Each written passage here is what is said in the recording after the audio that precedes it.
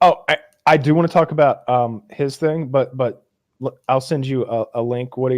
This is something that maybe you and I will really appreciate, and maybe I shouldn't even do it right now. But look, Vitor Belfort, aka posted this.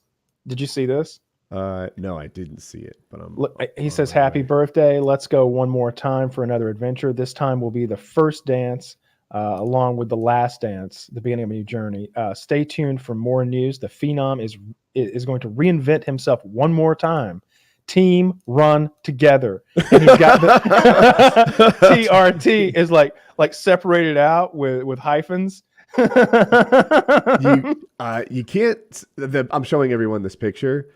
It doesn't demonstrate that how much he's regained his form. So if you don't know, this guy was on steroids at like 19. I think he was a UFC champion. If not, he was very close to it. Maybe he lost a champion bout. And then he's had all the natural career arc. Then TRT Vitor came. And that guy just ran through the middleweight division. He was fierce. The only guy that could beat him was TRT Anderson Silva, actually.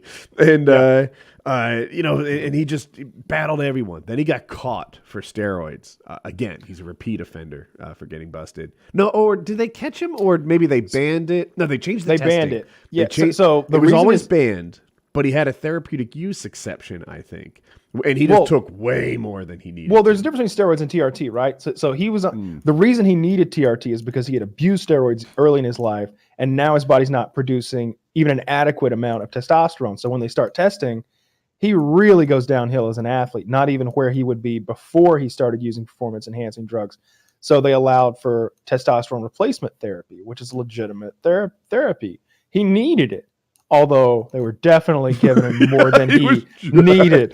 They juiced him to the fucking gills. They were pumping so much tea into this man. His levels had to be over 1,000, 1,500 or something. And he came back in and smashed once again for years. And then they made it illegal again. And then you saw his physique completely decline. And now he seems to be indicating that he's back with the TRT. This picture that was on the screen for a while, he's wearing a shirt, so you can't tell. But I've seen other recent Vitor pictures, and I mean, he looks great. This guy responds well to steroids. So that I think most people do. I haven't heard anyone who doesn't. Oh, I guess people die. They abuse them. Yes. I More Plates, More Dates did a video, call it last week or something, and this guy died at 50 something, and he was like one of the proponents of sustainable steroid use. Like he didn't go bonkers like bodybuilders can. He was just like, this is how I do my steroids. I take my gear. I mean, he's not lying about it, and but he didn't go over the top crazy about it. And my impression of the video is that it hit Derek, right? More Plates, More Dates kind of hard, because he's like, fuck, this guy was about doing it right, and he still lived into his 50s. Like, he talked about his dose the other day. I watch his channel occasionally too. He's only taking 125 milligrams a week. Yeah, he is even though he must, I would describe him as a hyper responder, but I don't know what the fuck I'm talking about. But even though he looks like jacked, super strong guy, his dosage is under control. He's not doing anything crazy if you just go by his dosage compared to other people's. And he often advocates like, you're taking too much. You don't need that much to look good. Yeah. So, he doesn't take that much at all. Yeah. You got a child molester here, Taylor? Get a little Chomo action? Yes. So there's a story out of what is this? The Tampa Bay TB. I assume that's Tampa Bay Daily News.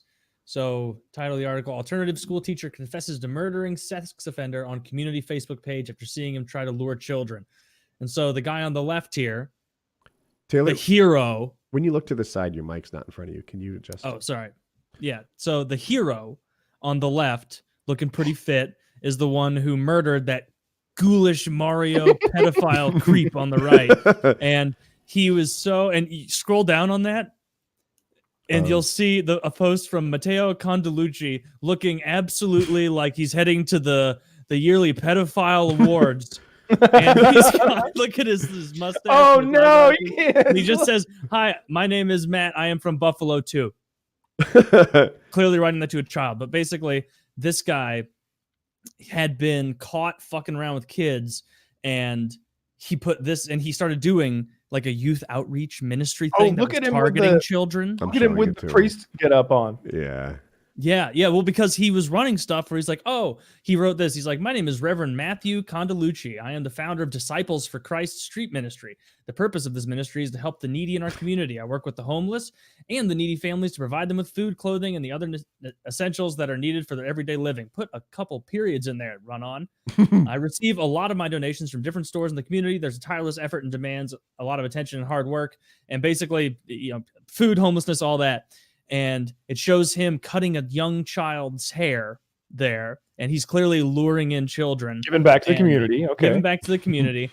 And this guy, what was his name? James Fairbanks, the guy who took care of business, wrote on Facebook. We'll see.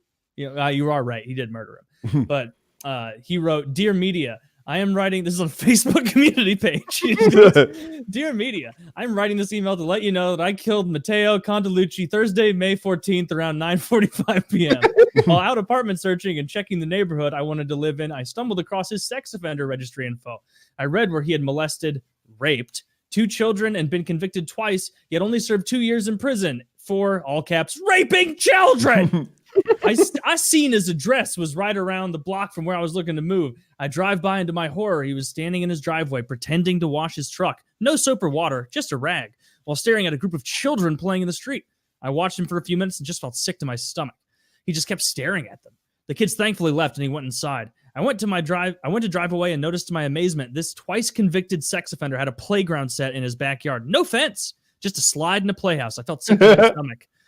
Having my own experience with these type of predators, I knew the damage he would do to those kids. It agonized me for days. I couldn't sleep. I researched him more and more and found that he'd victimized dozens of kids in different states. One kid's mother had created a predator Facebook page about him, trying to warn people about him. Her son had been assaulted by him when he was 5, and the damage he did led the poor guy to die of a drug overdose years later, and his mom directly blamed that incident on him. I've worked with kids for years who have been victimized, and I couldn't in good conscience allow him to continue to do it to anyone else while I had the means to stop him. I'm willing to turn myself in, even though I'm confident I wouldn't be caught, because it's my opinion that we need to fix this in our society. We cannot let this continue to happen to our children. They must be stopped. I know in this messed up judicial system, that means I will face far more severe punishment for stopping him than he did for raping kids, but I could no longer do nothing. So this guy... Read the next part. Thank you, whoever you are that killed that man. Pedos deserve nothing but death. You're welcome. Yeah, he says, you're right. You're welcome. You're right. That was a good one. And then it shows him in his picture. He replied to comments. Yeah, he said, the guy said, thank you for killing that pedophile. And he said, you're welcome. So he replied to comments. I mean, that means he posted that and then sat there waiting at for the his cops to murder arrive. confession, replying, "Oh, you're welcome." I'm just saying, this guy's in the contention for cool guy of the week. He's quoting C.S. Lewis. He's quoting C.S. Lewis. You can't go back and in the change words of the C.S. beginning. Lewis, fuck up pedophile. You can't go back and change the beginning, but you can start where you are and change the ending. That's what C.S. Lewis meant. Right between The Lion, the Witch, and the Wardrobe and the fucking rest, he was talking about murdering pedophiles. So, Jesus yeah, Christ. good for that guy. For Is it? a little bit of street. Well, I mean, it's more. Did fun he if we die? make fun. Oh yeah, he killed. No, the pedophile slayer didn't die. He killed the pedophile. Okay, someone dies. Anthony Smith dies? I'm confused. Oh, I thought that was like a different ad. Maybe. I could be wrong. Or maybe, that's the kid that was probably molested when he was little and died of a drug overdose. Okay. That would be my guess. I think you're right. Yeah, that, look at that terrible online memorial with his stupid. Are there supposed to be angel wings? Yeah. It's a lovely online memorial. God, I hope you don't. Don't we all hope that doesn't happen to us when we die? That nobody makes some shitty Photoshop like this. God damn it, dude. Now, if one of us dies, this is going to be all over. I know. I didn't want to say it and lock it in, but now we have. Because you're going first. I don't even think yeah, right? Do I even have to die? I'm going to make it. We just I'm not any good at Photoshop, but I guarantee I can knock that out. We just have horrible washed out photos of us with angel wings and It won't even be a circle. Kyle will just square me on the middle. I'll stick up. Those purple feathered angel wings.